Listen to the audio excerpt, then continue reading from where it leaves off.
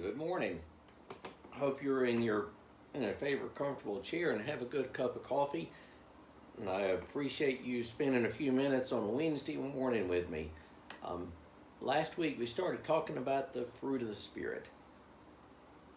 We find this in Galatians chapter 5. But the fruit of the Spirit is love, joy, peace, patience, kindness, goodness, faithfulness, gentleness, and self-control. Just a couple of things to remind you of when considering these fruit of the Spirit. They're not gifts of the Spirit, but the spiritual gifts, whether it be prophecy or healing or administration or tongues or whatever else. The gifts of the Spirit are not given to everybody. Some person has this set of gifts, another person has that set of gifts, and that makes up the church. But the fruit of the Spirit are rather just, they're evidences, if you will. They're evidences of, if you will, that if the Spirit is dwelling in you, here's what it will look like. The fruit of the Spirit is love. And today, the fruit of the Spirit is joy. I do think that as Christians, even the best of us sometimes, we let other stuff get in the way of that. And I guess that's because we maybe don't have our eyes on the right thing enough, but sometimes we let other stuff get in the way of that. And so we have all sorts of stereotypes. I remember when I was a kid, the Billy Joel song, if I'm remembering the lyrics right, they say there's a heaven for those who await. Some say it's better, but I say it ain't. I'd rather laugh with the sinners and cry with the saints. The sinners are much more fun, only the good die young. Any of y'all remember that from, I guess, in the late 70s, early 80s? The old Billy Joel song. Christians make great warriors. We make great warriors. And we wring our hands, and should it be that way? Should it be that way that we are such world-class warriors and hand-wringers? And I dare say that it shouldn't. That if we are really letting the Spirit live in us and through us, that the worrying and the hand-wringing which we fall into wouldn't describe us. It wouldn't be stereotypical. The fruit of the Spirit is joy. And the fruit of the Spirit is joy. And this week and next week, the fruit of the Spirit is peace. Both of these, Paul he's writing in Greek because that's the language everybody uses to write with at the time. But he's thinking Hebrew, he's thinking Christian.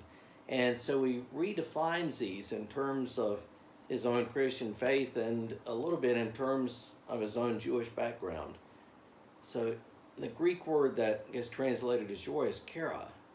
And that's sort of this vague good future happiness middle ground between all of the extremes in life. And so joy, as I interpret it there, is more the good stoic stiff upper lip kind of thing. And that's not at all what Paul has in mind. And so for Paul, as he writes this, he's thinking about joy that is totally independent of any outward circumstance. Joy as something that is totally given by God. And if joy is given totally by God and is not dependent upon outward circumstance, then you can have joy in any event. So I can't give, so for Paul, and thinking good Christian, we can't give somebody else joy. We can't do that. God does that. we can make somebody else happy. You give somebody, you do something nice for somebody else, and you can make them happy for a time, but you can't give them joy. You give somebody a gift, and they can be very appreciative, but you're not giving them joy. Joy is something that's independent of any outward circumstances, given only by God. Joy is something that really in our lives should be exuberant. It's celebration. Think about what we have to celebrate. Think about what we are saved from and what we are saved for, and how it is that we are saved, and that's joy, isn't it? That should be joy. And if that is such good news, then why are we such world-class warriors? I remember in my first appointment going to visit this lady who was quite elderly at the time, and she was a wonderful Christian lady. And I remember so many times she would say that she just didn't see how anybody could want to have children or bring children into the world, that it was so rotten. And that's not right.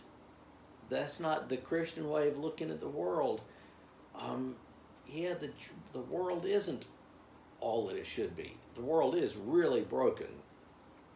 Just cut on the TV, look at the internet. The world is really broken. But that does not take our joy away if our joy really comes from the presence of God. Joy, like I said, is something that should be exuberant and celebratory, and even something that is contagious. But let's think about some New Testament passages here. Rejoice in the Lord always. Again, I say rejoice, from Philippians. This is from John 15. I've told you these things that my joy may be in you and your joy may be complete. From John 15. Jesus telling his disciples that all of this stuff that he's told them there in the upper room he's told them so their joy can be complete. Then from 1 John, I am writing these things so that our joy may be complete. I'm writing these things so that our joy may be complete.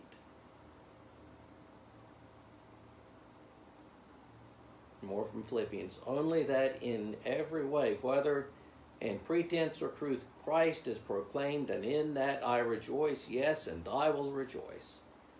Paul's saying, I will rejoice as long as Christ is proclaimed. It doesn't matter how it's proclaimed, as Christ is proclaimed, I'm going to be joyful. Even if I am poured out as a drink offering upon the sacrificial offering of your faith, I am glad and rejoice with you all. Likewise, you should be glad and rejoice with me. Even if I am sacrificed, even if I am going to be sacrificed, Paul says, I will be joyful because of you. Finally, my brothers, rejoice in the Lord. Rejoice in the Lord. Our joy is not something that comes from whether or not the car will start in the morning, or whether or not there's money in the bank, or whether or not your kids are sick, or whatever else. Our joy comes from the presence of God. If we have the presence of God, if we are in Christ, then there is joy. And we cannot expect to find joy in anything else except in the presence of Christ in our lives. Our joy should be exuberant. It should be contagious. Somebody would look at it, wow, what is up with that person? Let that be our joy, and don't let our joy be simply warm fuzzies or a big grin. Let our joy be contagious. Something that is totally unaffected by the pandemic and let our joy be something that spreads like a pandemic. Thanks be to God. And I will see y'all next week as we reflect on the fruit of the Spirit is peace. Have a great Wednesday.